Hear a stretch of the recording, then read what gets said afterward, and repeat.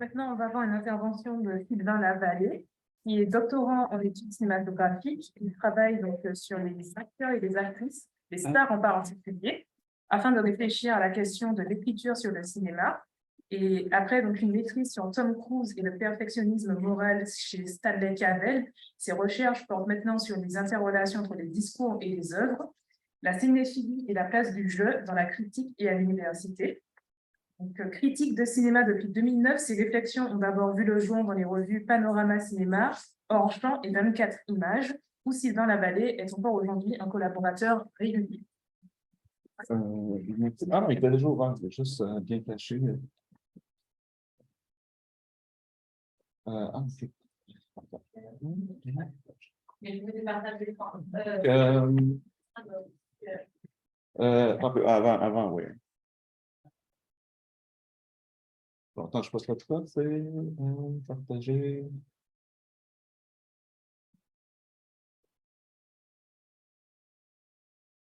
Ça va fonctionner? J'imagine.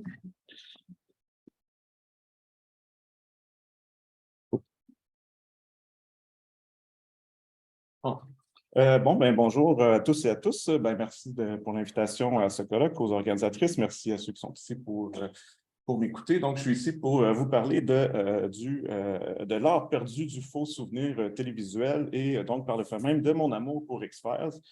Donc, c'est le sujet du colloque d'aujourd'hui, l'amour dans et pour les séries télé. Alors, je vais être franc d'emblée, X-Files ou Aux frontières du réel, comme je l'ai connu.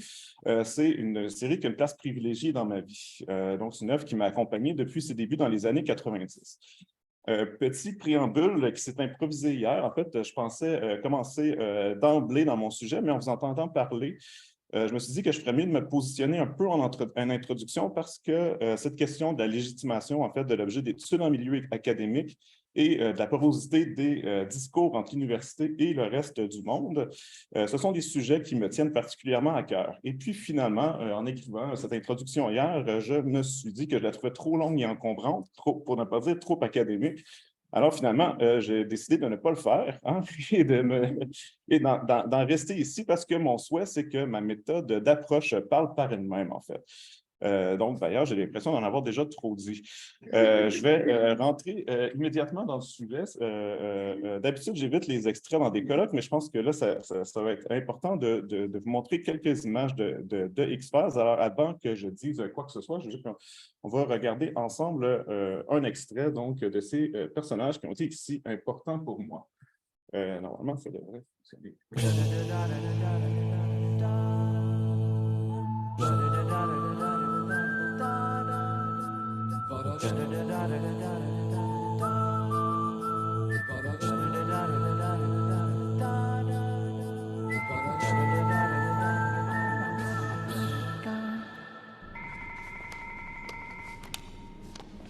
Yeah, Mulder. Foxy! Oh, hey, Reggie. What's up? I got this really cool poster for the office, man. I think you're gonna flip over it. Sorry, nobody down here but the FBI's most unwanted. Move along, sugar boobs. This is the X-Files. No women allowed.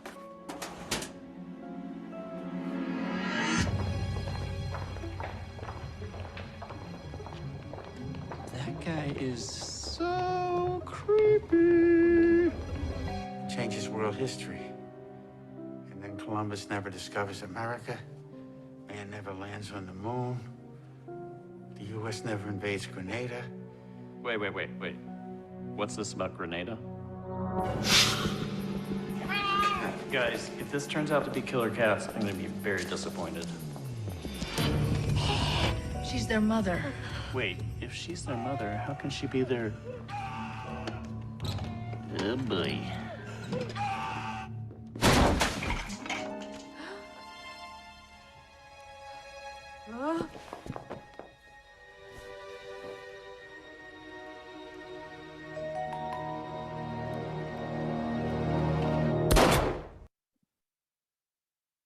Alors voilà, vous aurez tous reconnu ici Fox Mulder, Dana Scully et Reggie Something, donc les trois agents du FBI qui sont au cœur de la série depuis le début. Reggie, si vous vous en rappelez, c'est le fondateur des X-Files. C'est quelqu'un qui sera là aussi jusqu'aux derniers épisodes, hein, qui se termine quand nos agents rencontrent un Martien qui se promène en Segway, affublé des vêtements d'Elvis, hein, et pour donner à Mulder un livre qui contient l'entièreté des réponses de l'univers. Vous vous rappelez aussi ce qu'il découvre et qui est bien résumé par Mulder, c'est-à-dire que « We're not alone in the universe, but nobody likes us ». Hein? Donc, je vois vos airs amusés, quelque peu hébétés. Je demande que vous vous demandez qui est Reggie Something. Hein? Celles et ceux qui ont vu donc ce curieux épisode de la saison 11, nommé The Lost Art of Forehead Sweat, le connaissent. Donc, Reggie rejoint Mulder et Scully dans un bon vieux parking souterrain, qui est le lieu nostalgique par excellence des conspirationnistes. Et il tente de leur expliquer qu'on essaie d'éliminer son existence. Reggie dit qu'il en sait trop, alors on a trafiqué la mémoire de Mulder et Scully pour qu'ils oublient leurs anciens partenaires. Il y aurait un gigantesque complot mené, comme tout complot digne de ce nom, par un mystérieux D. Hein, they control us, they want us to make us think, they know the truth. Donc, parlant un complotiste, c'est ce qu'il va vous dire. They are behind everything. Or, nous explique Reggie, ce D est quelqu'un de bien concret, c'est le docteur D. Hein, c'est le docteur Thaddeus Q.T., l'homme qui est derrière toutes les machinations du 20e siècle, un homme qui est capable de contrôler la mémoire des gens. On va l'appeler par son nom français, le docteur On. Hein, on nous contrôle, on veut nous faire croire, on nous a menti. Hein, et pourquoi on voudrait trafiquer la mémoire? Parce que, comme disait George Orwell, qui contrôle le passé, contrôle le futur. Alors, bien sûr, si vous ne vous souvenez pas de Reggie Something, c'est parce qu'on a joué dans votre tête, comme dans celle de Mulder et Scully. Hein, on a effacé notre mémoire. Donc, pour la majorité des gens, je crois que cet épisode sur Reggie apparaît comme une blague, une manière de s'amuser avec l'esprit complotiste de la série, de l'amener vers le 21e siècle et notre climat politique contemporain, que certains qualifient de post-vérité ou de post-conspiracy, comme on dit en fait dans l'épisode. D'où cette expression délectable, hein, c'est tellement post-co, c'est post-conspiration. On explique à Mulder qu'il n'est plus de son temps. Avant, le gouvernement avait des secrets qu'il avait tout intérêt à garder secrets, mais le travail de Mulder alors avait un sens, sa quête de vérité aussi, mais aujourd'hui, comme toutes les théories sont sur la place publique, des plus probables aux plus saugrenues, comme citoyen, notre capacité à repérer le vrai du faux s'est émoussée. Hein, the truth is out there, certes, mais elle ne se cache plus dans des bureaux sombres détenus par des hommes mystérieux qui fument cigarette après cigarette. La vérité est là devant nous, tout est devenu de complot, tout est conspiration. Donc, comment savoir si on a vraiment effacé Reggie des X-Files ou si cet épisode n'est qu'une blague reposant sur le fait que Reggie n'a jamais été dans X-Files et que la séquence que je vous ai montrée fonctionne grâce à une simple incrustation numérique de l'image de Reggie dans des épisodes précédents. Mais justement, si on a comploté pour effacer Reggie de notre mémoire, la meilleure manière de cacher cette conspiration ne serait-ce pas de faire un tel épisode qui rit d'une conspiration qui a réellement lieu sous nos yeux. Un phony fake news, comme on l'a dit dans l'épisode, donc une manière donc, de présenter un fait réel, mais raconté de manière à ce qu'on n'y croit pas. Et comme on a manipulé toute l'histoire du 20e siècle, il ne serait pas déraisonnable de supposer qu'on a ourdi cet épisode de X-Files pour se cacher en se révélant. Donc, derrière des airs innocents d'humour réflectif, on nous dit la vérité en s'en moquant, en utilisant le meilleur cheval de Troie possible, une émission de télévision populaire complotiste. Donc, ce que j'essaie de vous dire, c'est qu'en empruntant les atours d'une fiction, on est pourtant en train de nous dire une vérité très importante. Je vais donc analyser cet épisode pour mettre en lumière ce qui est déjà là sous nos yeux. La difficulté, comme souvent, hein, ce n'est pas de trouver une vérité qui serait cachée, mais de la reconnaître alors même qu'elle est sous nos yeux. Voilà, donc au début de The Lost Art of Forehead Sweat, Reggie révèle à Mulder que l'un de ses épisodes préférés de The Outer Limits n'existe pas. Mulder se rappelle pourtant très bien avoir vu l'épisode du Martien sur un homme dans un café qui découvre qu'il est lui-même un Martien. Mais après la révélation de Reggie, en fait, il ne trouve effectivement pas de tel épisode de Outer Limits. Ce n'est nulle part sur son coffret, ni sur Internet. Cet épisode qui a été si important pour lui n'aurait jamais existé.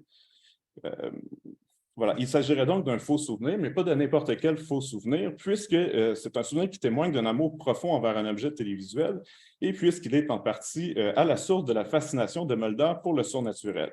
Donc, c'est un faux souvenir qui a fait de Mulder l'homme qu'il est aujourd'hui, d'où cette image, certes très drôle, mais aussi très éloquente d'un enfant avec la tête adulte de Mulder. Cette image, en fait, nous dit au moins trois choses. Hein. D'abord, ça révèle la facticité du souvenir, puisque l'image est évidemment manipulée. Ensuite, ça nous indique que nous sommes devant le souvenir d'un adulte qui évoque qui il était enfant. Et ça établit une profonde continuité entre cet enfant et l'adulte qu'il est devenu, donc en réunissant les deux dans un même corps. Donc, ici, je vais vous confier une anecdote, une histoire vraie. J'ai envie de vous jurer que cette histoire est vraie, mais si j'insiste trop, ça va paraître suspect. Bon, alors, croyez ce que vous voulez. Je voulais simplement rapporter que ma propre relation à X-Files est indissociable d'une anecdote concernant un souvenir erroné. Donc, c'était il y a une quinzaine d'années peut-être, un moment où j'avais commencé à revisiter la série avec ma conjointe de l'époque, qui était autant fan que moi, et elle avait le souvenir d'un épisode qu'elle appelait l'épisode de la tarte, dans lequel Mulder mangerait une tarte encore et encore pendant toute la durée des 42 minutes, comme une scène récurrente qui reviendrait entre les péripéties. Peut-être que Mulder racontait une histoire pendant qu'il mangeait sa tarte. De toute évidence, il ne pouvait pas juste passer ça dans l'épisode, mais elle ne se rappelait de rien d'autre. Donc, cette tarte n'a pas été trop difficile à trouver. Les fans de la série vont peut-être reconnaître un moment d'un des meilleurs épisodes dans Josie Chunks from Outer Space de la saison 3, où il y a bien une scène dans laquelle Mulder mange une tarte à la patate douce. Donc, il est assis à un diner, il commande morceau après morceau, et il finit par manger la tarte au complet. Mais il s'agit donc d'une très courte scène et on ne le voit presque pas manger sa tarte. C'est plutôt le narrateur qui nous confie l'appétit insatiable de Mulder. Vous en avez sans doute déjà fait l'expérience. Quand on confronte nos faux souvenirs à la réalité objective, ça amène souvent à la déception. Et ça a été le cas ce soir-là, comme si ce n'était pas vraiment l'épisode dont ma conjointe se rappelait, comme s'il y en avait un autre qui correspondrait mieux à son souvenir. Ce n'était pas sa mémoire le problème, hein, mais X-Files, la série elle-même, peut-être qu'on avait trafiqué l'épisode depuis, qu'on avait fait un nouveau montage pour diminuer l'importance de la tarte, mais de toute évidence, hein, ce n'est pas vraiment de cette scène-là qu'elle se rappelait. De mon côté, je n'avais aucun souvenir de l'épisode de la tarte, ni même de Josie Chunks from Outer Space en général, que j'avais probablement jamais vu. Mais aujourd'hui, comme cet épisode de la tarte est devenu une conversation récurrente entre nous, j'ai un vif souvenir de cette longue scène de dégustation de tarte qui n'existe pas, que j'ai fini par imaginer par contamination. Je ne l'ai jamais trouvé, donc, cet épisode de la tarte, mais je vous jure qu'un tel épisode existe, même s'il n'est mystérieusement pas inclus sur mon coffret Blu-ray. Donc, pourquoi je vous raconte ça? D'abord parce qu'il y a un lien évident entre l'épisode de la tarte et l'épisode du Martien de Mulder. C'est le même genre de faux souvenirs, mais surtout parce qu'il est difficile de ne pas remarquer que The Lost Art of Red Sweat a été écrit par Darren Morgan, qui est le même scénariste que Josie Chunks from Outer Space. Donc, une coïncidence, je ne suis pas sûr, d'autant plus que mon propre souvenir le plus fort de X-Files, l'image qui me vient immédiatement en tête si je repense à mes visionnements des années 90, avec ma sœur, c'est celle-ci, que les fans vont reconnaître aussi. Et qui se cache derrière ce costume? Ben, c'est Darren Morgan. Hein? C'est lui qui incarne ce monstre. Et le même Darren Morgan qu'on vient aussi de voir se cacher donc, sous la peau de Mulder. Autrement dit, donc, le Darren Morgan qui se présente dans The Lost Art of Red Sweat comme une présence à la fois visible et cachée, qui serait présent dans toute la série, c'est aussi lui qui est derrière mes propres souvenirs les plus forts de X-Files, mes souvenirs vrais comme mes souvenirs faux. Donc, soyons rationnels, tout cela s'explique facilement. Darren Morgan est sans doute le scénariste le plus apprécié de la série, même s'il n'a écrit que 6 épisodes en tout et pour tout dans les 11 saisons. Sa patte d'auteur est immédiatement reconnaissable puisque tous ces épisodes sont des occasions de réfléchir à la série, d'en déconstruire les conventions, notamment en questionnant la notion de récit et celle de croyance. Josie Chunks from Outer Space, par exemple, est composé de perspectives divergentes qui n'arrivent pas tout à fait à rendre compte de ce qui se serait passé. Et l'épisode se conclut sur l'idée que la vérité est beaucoup plus complexe que la simple adhésion fidèle d'un énoncé à la réalité, parce qu'il y a essentiellement autant de vérité que de narrateur, que toute description de la réalité est nécessairement une forme de récit dont la perspective ne peut être que subjective. Ce qui ne signifie pas qu'il n'y a pas de vérité. Ce n'est pas du relativisme à tout craint, c'est la simple idée que la fiction fait partie intégrante de nos vies et plus fondamentalement qu'il est impossible de penser la réalité en la dissociant complètement de la fiction. Donc, pas étonnant alors qu'un tel scénariste en vienne à écrire un épisode sur le faux souvenir, hein, avec un personnage comme Reggie Sunstein. D'abord, il faut remarquer le génie du casting. Alors ça n'a pas rapport, je m'excuse, c'est une diapositive qui sort d'un monde parallèle où elle avait encore un sens dans ma présentation. Voilà, donc le casting de Reggie Something, qui est pour moi un acteur hein, que tout le monde est certain d'avoir déjà vu ailleurs sans pouvoir nommer où exactement. Moi, c'était un visage qui m'était immédiatement familier, hein, c'était mon impression, mais je ne pouvais pas dire pourquoi. Hein. Donc, qui de mieux pour jouer un personnage que nous devrions tous connaître, mais que nous avons oublié? Il est difficile, c'est un détail non négligeable, de ne pas remarquer qu'il ressemble étrangement au Darren Morgan de 2016. Et j'oserais même dire qu'il y a une certaine ressemblance avec moi. Hein, front dégarni, lunettes, barbe, etc. Donc, hein, les coïncidences se multiplient. Vous comprendrez donc que quand je regarde un épisode comme The Last Art of Forrest Swed et que je vois Reggie s'introduire dans mes souvenirs de la série, j'ai l'impression qu'il prend la place que moi, comme spectateur, j'occupe dans X-Files. Hein, il prend ma place auprès des personnages. C'est-à-dire que Reggie s'introduit comme une sorte de compagnon de Mulder et Scully, comme quelqu'un qui aurait toujours été là sans qu'il le sache. Reggie se présente tout simplement comme un fan. Et si j'ai l'impression que Mulder et Scully m'accompagnent depuis longtemps, eux, bien sûr, ne me connaissent pas. Je suis une présence invisible à leur côté. Il est donc bien normal qu'ils ne peuvent pas se rappeler de ce fan qui est Reggie Something, dont le nom même renvoie à l'anonymat. Hein. Comme spectateurs et spectatrices de X-Files, comme fans surtout, nous sommes une présence pourtant absente à l'écran. Nous sommes quelque chose invisible, un something intégré à la texture même de l'image. Donc, la conclusion de l'épisode est très intelligente à ce niveau. Devant la déception de Mulder qui reçoit dans un grand livre toutes les réponses au mystère de l'univers, Reggie sort les clichés d'usage. Il va dire peut-être qu'au final, il ne fallait pas trouver la vérité, mais il fallait se trouver l'un l'autre. Ce n'est pas la destination qui importe, mais le voyage et les personnes rencontrées au cours de l'aventure. Donc, c'est joué de manière à souligner l'aspect stéréotypé des répliques de Reggie, mais en même temps, il s'agit là d'une vérité assez importante. Hein? C'est-à-dire qu'en effet, dans le cas d'une série comme X-Files qui débute en 1993 pour se terminer, du moins pour l'instant en 2018, les personnages et les interprètes qui les incarnent, donc David Duchovny et Gillian Anderson, ont vécu avec nous sur une très longue période de temps. Mais les personnes rencontrées, cela peut renvoyer aussi à toutes ces personnes qui ont été avec nous, que nous avons connues, qui ont peut-être disparu de nos vies, mais qui font partie donc de notre expérience de X-Files. Donc, dans mon cas, la série est indissociable de ma sœur, donc avec qui je regardais la série dans les années 90, indissociable de mon ex-conjointe, avec qui je partage dorénavant l'épisode de la tarte, ou de mes enfants, avec qui j'ai regardé quelques épisodes, de tous ses amis, etc., à qui j'ai parlé de la série. Voilà, donc mon expérience d'X-Files ne peut pas se comprendre sans ces rencontres qui l'ont enrichi. Il me faudrait faire une autobiographie of companions. Là, je me fais académique et je cite Stanley Cavell, donc une autobiographie qui inclurait toutes ces personnes rencontrées au cours de mon aventure aux frontières du réel.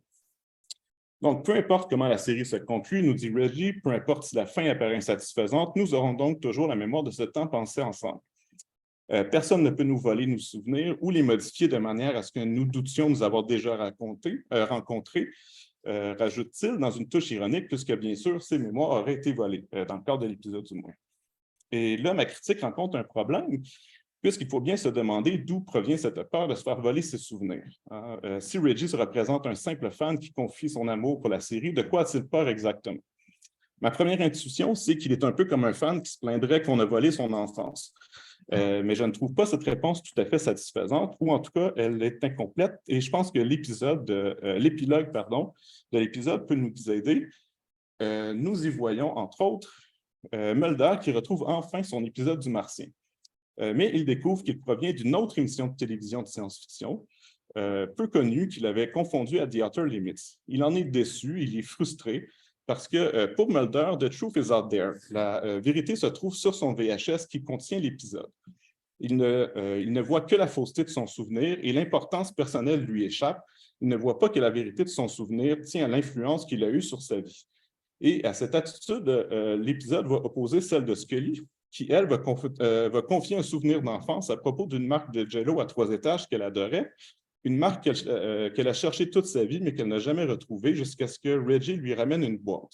Donc, à la fin, Scully fait le Jell-O en utilisant comme moule une empreinte de Sasquatch. Déjà, donc, cette image est particulièrement riche, puisqu'il y a un lien entre l'empreinte et le souvenir, la trace et la mémoire. Donc, ce moule est supposé renvoyer à l'existence physique du Sasquatch. C'est un lien indexical, un moule qui est donc lié à la définition de la vérité selon Mulder. une empreinte qui peut servir de preuve du moment qu'on est capable de prouver que ça ne s'agit pas d'un faux. Or, cette empreinte est emplie du Jell-O de Scully, un Jell-O qu'elle va refuser finalement de manger en disant « I want to remember how it was, I want to remember how it all was ». Autrement dit, pour Scully, la vérité n'est pas out there, mais in there. Hein, la vérité qu'elle cherche est en elle-même parce que son souvenir du goût du Jell-O est finalement beaucoup plus précieux que ce qu'elle pourrait goûter aujourd'hui en tant qu'adulte. Dit autrement, l'épisode de la tarte est peut-être plus précieux que Josie Chung from Outer Space. Il est tout à fait possible d'apprécier les deux, mais pour éviter le pur narcissisme même, hein, et permettre la conversation, c'est mieux de parler des épisodes que tout le monde a vus. Mais l'art perdu dont parle Darren Morgan, ce n'est pas celui de la sueur au front, mais bien celui du souvenir et plus encore de la capacité à faire confiance à sa propre expérience. J'ai envie de dire, pour retourner un peu vers Cavell, c'est bien ce que nous dit Scully à la fin. Son refus de goûter au Jell-O indique qu'elle se fait confiance, qu'elle fait confiance en l'autorité de sa mémoire et qu'elle n'a pas besoin d'une nouvelle preuve. Évidemment, le type de preuve dont je parle ici n'est pas celui permettant de prouver qu'un événement a bien eu lieu, mais bien une preuve qui permettrait d'expliquer son amour envers une série télévisée ou envers du Jell-O. Et ce n'est sans doute pas un hasard si dans les deux cas, il s'agit d'une question de goût. Hein. Ce n'est pas donné à tout le monde d'avoir confiance en son goût. J'aimerais ça, en fait, moi, pouvoir me reposer aussi paisiblement sur mon expérience avec le même calme assuré que celui de Scully, mais c'est bien pour ça que le cinéma et les séries télévisées existent, c'est pour nous donner à voir des modèles. Et Gillian Anderson en a toujours été un beaucoup plus fort pour moi que David Duchovny, même si la série l'a généralement pas très bien traité. Donc, la véritable nostalgie de l'épisode est peut-être là. The Lost Art of For-Ed Swed propose de penser notre rapport aux œuvres audiovisuelles à partir de notre mémoire et à partir des traces qu'elles ont laissées en nous. On peut trouver ça un peu banal, mais pourtant, qui analyse une série télé à partir de ses souvenirs, vrais ou faux, en particulier dans un contexte académique? Hein, ce ne serait pas très bien vu. En cas d'erreur d'analyse, les incongruités entre l'épisode tel que décrit et l'épisode tel qu'il existe rendraient l'analyse invalide. Et à ce point, je ne peux qu'en revenir à mon chouchou académique, un autre compagnon important dans ma vie, donc le philosophe Stanley Cavell, que j'ai mentionné un peu, et qui, au début de son livre « La projection du monde », prévient ses lecteurs et ses lectrices que les erreurs de mémoire sont inévitables. Il écrit en 1971, donc l'accès au film était limité. Hein, et d'ailleurs, dans bien des ouvrages sur le cinéma écrits en cette période pré-VHS, il n'est pas rare de trouver des erreurs factuelles. Ça ne fait pas si longtemps, donc, que le faux souvenir hein, n'est plus admis dans les livres universitaires. Mais plutôt que de faire un mea culpa, Stanley Cavell va donc nous dire que ce ne sont pas quelques souvenirs fautifs qui suffiront à ébranler ma conviction dans ce que j'ai dit, puisque je m'intéresse autant à la manière dont un souvenir s'est égaré qu'à la raison pour laquelle les souvenirs qui sont justes se produisent au moment où ils se produisent. Évidemment, pour ceux et celles qui considèrent le processus d'analyse comme une forme de regard objectif sur une œuvre, cela paraît farfelu. Mais pour ne pas dire insignifiant, Cavell s'intéresse, tout comme moi, à la seule question importante en art, c'est-à-dire l'importance qu'ont les œuvres dans nos vies. Et un colloque comme celui-ci, donc, permet de se poser la question, hein, comment aimer réellement, en sachant que pour aimer, il faut oser se livrer corps et âme à l'autre, et que cela nécessite donc une confiance non seulement en l'autre, mais aussi en soi. Et pour rebondir donc sur la présentation de Martha ce matin, je pense que la question du faux souvenir, la question de ce monde post-conspirationniste vient résonner avec l'idée de l'incertitude, hein, l'incertitude propre aux contemporains et notre porte de repère qui rend l'amour en général plus difficile. Donc, justement, Scully, à la fin de The Lost Art of For-Ed Swed, vient un peu résoudre toutes les tensions et les questionnements présents dans l'épisode avec des mots très simples qui ne concernent d'ailleurs pas que le Jell-O, mais qui s'adressent aussi implicitement à Mulder et aux fans de la série. Hein. Les mots de Scully, tout simplement, s'entendent comme un « je t'aime », bien ressenti comme une déclaration d'amour exprimée avec une confiance émouvante. Et donc, au sein d'une émission qui est consacrée au doute, cette conviction apparaît d'autant plus extraordinaire et exceptionnelle. Alors voilà, si vous voulez savoir comment aimer, comment exprimer son amour, il faut faire comme Scully et comme souvent dans les séries télé ou dans les films, les personnages sont bien en avance sur nous. Voilà.